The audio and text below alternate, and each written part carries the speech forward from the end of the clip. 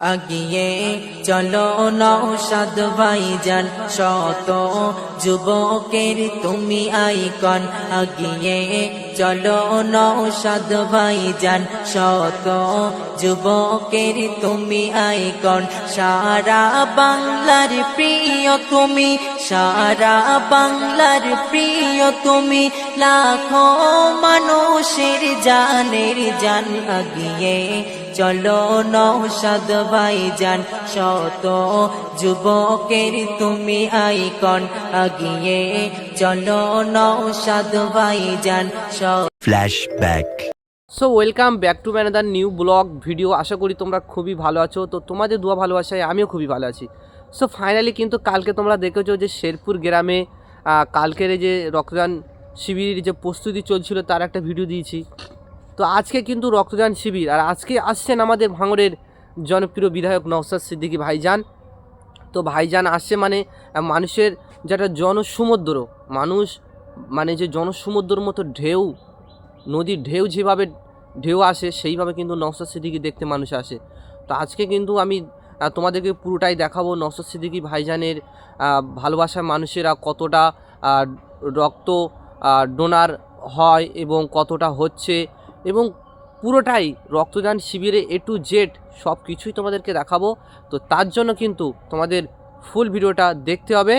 আর যারা কোনো পর্যন্ত সাবস্ক্রাইব করনি সাবস্ক্রাইব করো, আর প্রতিনিয়ত বিধায়ক নওশাদ সিদ্দিকী ভাইজানের ভিডিও দেখার জন্য আমাদের চ্যানেলটাকে সাবস্ক্রাইব করে করবেন। এবং আমাদের ফেসবুক পেজের নাম হলো UR হাফিজুল ব্লগ, তো অবশ্যই আপনারা ফলো করবেন। তো চলো ফুল ভিডিওটা দেখতে থাকো। A few moments later. তো ফাইনালি কিন্তু আমি চলে এসেছি শেরপুর গ্রাম, আর এসেই কিন্তু দেখতে পাচ্ছি রক্তদান শিবির শুরু হওয়ার আগে কিন্তু চেয়ার কিন্তু এখন ফাঁকা আছে। যখনই বিধায়ক নওশাদ সিদ্দিকী ভাইজান আসবে তখনই কিন্তু চেয়ারগুলো ভর্তি হয়ে যাবে। তো এখন ফাঁকা আছে, দেখা যাক নওশাদ সিদ্দিকী ভাইজান যখন আসবে তখন কতটা ভিড় হয় তোমাদেরকে পুরোটাই দেখাবো। আর এই যে দেখতে পাচ্ছি এটা হচ্ছে স্টেজ, সেই রক্তদান শিবির যেটা হবে। আর এদিকে কিন্তু ভাইজান মানে আইএসএফ নেতাদের বসার যে জায়গা। তো আর কিছুক্ষণের মধ্যে কিন্তু রক্তদান শিবির শুরু হয়ে গেছে অলরেডি। তো আর আমাদের প্রাণপ্রিয় ভাইজান ঠিক 11টার দিকে আসবে। তো তোমরা যে যেখানে দেখছো ভিডিওটা শেয়ার করো, তো ফুল ভিডিওটা দেখতে থাকো। শিবির চালু হয়ে গেছে, আর অলরেডি কিন্তু প্রতিদিকে কিন্তু সব ভাইরা রক্ত দিচ্ছে, চারিদিকে কিন্তু সব রক্ত দিচ্ছে। এদিকে একজন, কেমন লাগছে?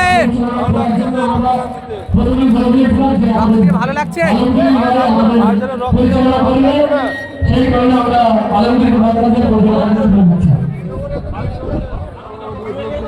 তো রক্তদান কিন্তু শুরু হয়ে গেছে, আর সকাল থেকে 8টা থেকে রক্তদান শুরু, আর সেইভাবে কিন্তু রক্তদান চলছে।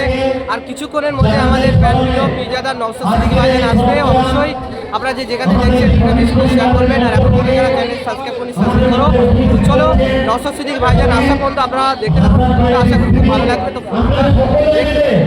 ভাইজান চলে এসছে, এই যে আমাদের প্রাণপ্রিয় ভাইজান। ভাইজান কেমন আছো? বঞ্চিত মানুষের কণ্ঠের স্বার্থে নওশাদ সিদ্দিকী মহাশয় আপনাকে জানাই স্বাগতম। বাংলার নিপীড়িত অসহায় বঞ্চিত মানুষের কণ্ঠের স্বার্থে নওশাদ সিদ্দিকী মহাশয় আপনাকে জানাই স্বাগতম। ভাইজান ওয়েলকাম, ভাইজান স্বাগতম, ভাইজান ওয়েলকাম। নওশাদ সিদ্দিকী মহাশয় আপনাকে জানাই ওয়েলকাম, আপনাকে জানাই স্বাগতম। ভাইজান ভাইজান স্বাগতম।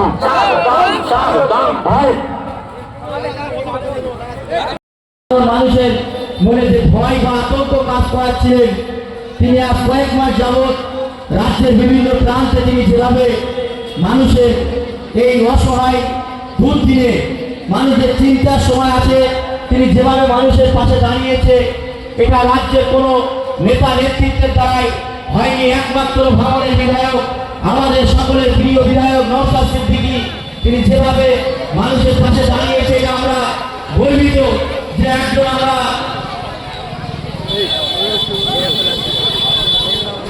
এই যে সমস্ত ভাইরা আমাদের আছেন আপনারা দয়া করে স্টেজে বাম সাইডে চলে আসুন। মায়েরা বাম সাইডে চলে আসুন, মায়েরা বোনেরা বাম সাইডে চলে আসুন। মহিলা যারা আমাদের স্বেচ্ছাসেবক ভলেন্টিয়াররা আছে আপনারা দয়া করে একটু বাইরে বাইরে এসে আমাদের এবং যাদেরকে এখানে উত্তরী পড়ানো হয়ে যাচ্ছে যে যে কাজে ছিলেন, যতক্ষণ না কাজ সমাপ্ত হয় সেই কাজ ওয়াকফ আইনকে বাঁচানোর জন্য মহিলা নিয়ে এসে ডান্স করিয়েছে সোনপুর বাজারে। ওয়াকফের বিরুদ্ধে আন্দোলন হচ্ছে, মহিলা নিয়ে এসে ডান্স করাচ্ছে। ডান্স কখন করায় যতটুকু আমরা জানি, কিন্তু ওরা যখন ওদের রেডি ওরা যখন খুশি থাকে ওয়াকফের সম্পত্তি কেড়ে নিচ্ছে, আপনি খুশিতে আছেন তাহলে? তার প্রমাণ আজকে দেখা গেল ভাঙড়ে 3000 মানুষের নামে মিথ্যা মামলা দিয়েছে, আমার নামে 5টা মামলা দিয়েছে। ওই দিনটা আমি ভাঙড়ে ছিলাম, আমি ছিলাম শিয়ালদাতে।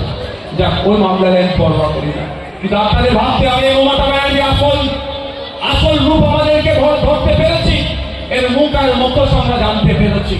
এরা হয়তো এটাও হতে পারে কি বলুন তো, ভাই ভাইপো যেভাবে দুর্নীতি করেছে, চাকরি চুরি, গরু চুরি, কয়লা চুরি, বালি চুরি, শিক্ষা চুরি, হসপিটালের মেডিসিন চুরি, এমন কোন জায়গা নেই যেটা দুর্নীতি করেনি। এই দুর্নীতির হাত থেকে বাঁচার জন্য হয়তো এটা হতে পারে কি করেছে, যে তুমি বিজেপি তোমার হাতে আমি দিয়ে দিলাম, ওয়াকফ সংশোধনী আইন তুমি বাংলায় ইমপ্লিমেন্ট করো, আমার ভাই ভাই তো আমার দলের নেতাগুলোকে ধরে জেলে ভরবে না। এটা তো বলে কি গো, এখন কি করতে হবে? এখন মমতা ব্যানার্জিকে দায়িত্ব নিতে হবে, এখন মমতা ব্যানার্জিকে দায়িত্ব নিতে হবে। প্রথম কথা, 5ই ডিসেম্বর লাস্ট ডেট, এটা উমিদ পোর্টালে আপলোডেড। তাহলে এতদিন পরে মমতা ব্যানার্জি ঘুম ভাঙলো, টাইমকে 1 বছর বাড়াতে হবে। দ্বিতীয় কথা হচ্ছে সরলীকরণ করতে হবে। উমিদ পোর্টালে যে যে তথ্য চেয়েছে সেই তথ্য সহজে আপনি খুঁজে পাবেন না কাগজ থাকার পরেও, তাহলে সরলীকরণ করতে হবে। 3 নম্বর যেটা হেবা আছে, মৌখিক দান যেটা আছে, সেটাকে এনরোল করতে হবে ওয়েস্ট বেঙ্গলে। এই ওয়াকফ বোর্ডকে এই দাবিটা আমাদেরকে তুলতে হবে। বন্ধুগণ, যেভাবে এফআইআর নিয়ে মমতা ব্যানার্জি দলের লোকেরা বারবার নির্বাচন কমিশনে হোঁচট দিয়ে বলছে, স্টেট থেকে সেন্ট্রাল নির্বাচন কমিশনে গিয়ে লাফালাফি করছে ওয়াকফের অ্যামেন্ডমেন্ট অ্যাক্টকে বাতিল করার জন্য, ওই কোনো পদ দেখেছে? ওই পদে গিয়েছে? আপনারা কি আমার কথা বুঝতে পারছেন? না বুঝতে পারলে বলবেন, আমি অন্য টপিকে চলে যাবো। আর যদি বুঝতে পারেন একটু সাড়া দেবেন, নাহলে ভালো লাগবে না, যেন আমি কার সাথে কথা বলছি, সাড়া দিতে হবে। তা আমি আপনাদের বলি, এই মমতা ব্যানার্জি কোনোদিন ওয়াকফের পাশে থাকবে না। 2টো কারণে থাকবে না। একটা কারণ কি কারণ হতে পারে? আরএসএস এর নির্দেশ অক্ষরে অক্ষরে পালন করতে হবে মমতা ব্যানার্জিকে। আর দ্বিতীয়, মমতা ব্যানার্জির ক্যাবিনেটের মন্ত্রী, মমতা ব্যানার্জি যেখানে বসে তার পাশে যে মন্ত্রীটা বসে থাকে, আর পাশের মন্ত্রীরা ওয়াকফ চুরি করে রেখে দিয়েছে। ক্যামেরা হচ্ছে তো নাকি? এখানে কালিকাটা পুলিশের লোকজন আছে, এসবির লোকজন আছে, আইবির লোকজন আছে, তারাও নোট করছে আমার বক্তব্য আমি কি বলছি। হ্যাঁ, তাদের উদ্দেশ্যে বলছি, মিডিয়ার উদ্দেশ্যে বলছি, মমতা ব্যানার্জি ওয়াকফ সম্পত্তি বাঁচানোর লড়াইয়ে যাবে না। কারণ ওয়াকফ সম্পত্তি বাঁচানোর যদি সত্যিকারের অর্থে লড়াইয়ে যেত, তাহলে মমতা ব্যানার্জি আগে বলতো কাকে? একটা কি আছে, একটা ডক্টর আছে না, এই হিটিং নাকি বলে, বুঝতে পারছে কার নাম বলছি? হ্যাঁ, আরে ভাবে তো মেডিকেলের ভাষায় কি বলে? ডক্টর বলে, আর উল্টো কি বলে তাদেরকে? বুঝতে পারছে না? মমতা ব্যানার্জির ঘনিষ্ঠ ক্যাবিনেটের মিনিস্টার, সে ওয়াকফ সম্পত্তি দখল করে রেখেছে।